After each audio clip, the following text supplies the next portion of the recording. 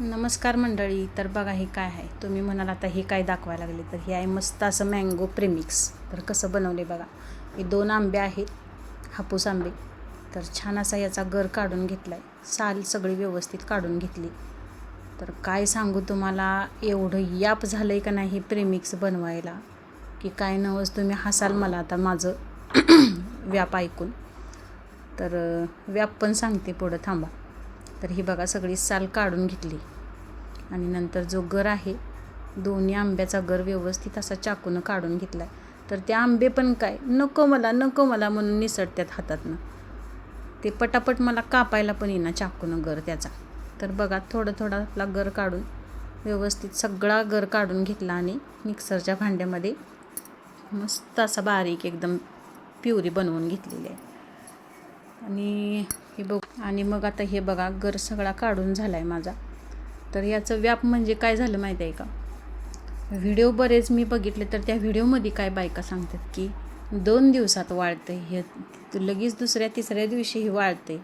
कुठलं, मला तर 4-5 दिवस लागल्यात हे वाळायला प्रेमिक्स करायसाठी.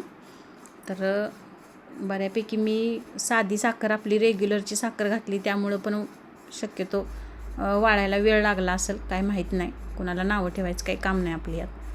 बऱ्याचदा काय होतं आहे, जी मोठी साखर असते धाग्याची, ती साखर पण घालतात बारीक करून. तर मी आपली रेग्युलरची साखर घातली होती.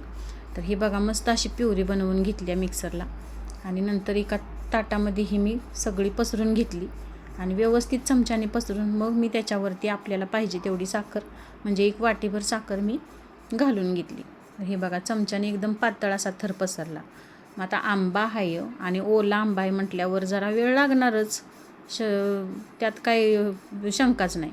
आणि हे बघा साखर घातली 1 वाटीभर आणि नंतर ती साखर पण चांगली अशी त्या गरामध्ये मिक्स केली. आणि तो गर जो आहे तो फॅनला ठेवू का उन्हात ठेवू, असं करत मी 4-5 दिवस हा गर वाळवला आहे. कसा वाळवला बघा. थोडा फॅनला ठेवला, थोडासा दिवसभर थोडंसं ताट असं नुसतं फक्त ओढणीनं झाकलं पातळ कपड्यानं. आणि हे बघा हे दुसऱ्या दिवशी हा गर असा झाला आहे.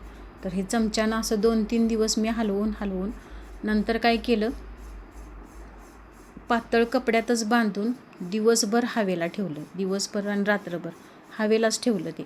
तर त्या हवेनं इतकं मस्त असं वाळलं की काय सांगू. मला तर वाटलं माझा प्लॅन फसला आहे. तर काय प्लॅन फसला नाही बघा. खडे झाल्यात मस्त असे साखरेचे.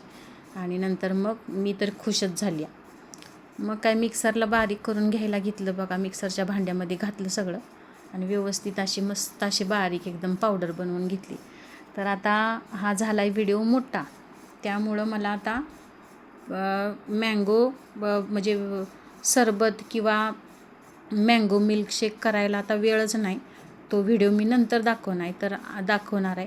तर हे बघा प्रीमिक्स जी पावडर बनवून घेतली आहे ती ह्या काचेच्या बरणीमध्ये व्यवस्थित अशी घट्ट टोपण लावून ठेवून घ्यायची आहे. आणि उपवासाला तुम्ही कधीही करून पिऊ शकता किंवा कोण पाहुणे आले तर त्यांच्यासाठी खास, पाहुणे खुशच होणार आहेत. तर ह्या अशी प्रीमिक्स किंवा मँगो सरबत किंवा मिल्कशेक, मँगो लस्सी याच्यापासून बरेच पदार्थ बनतात.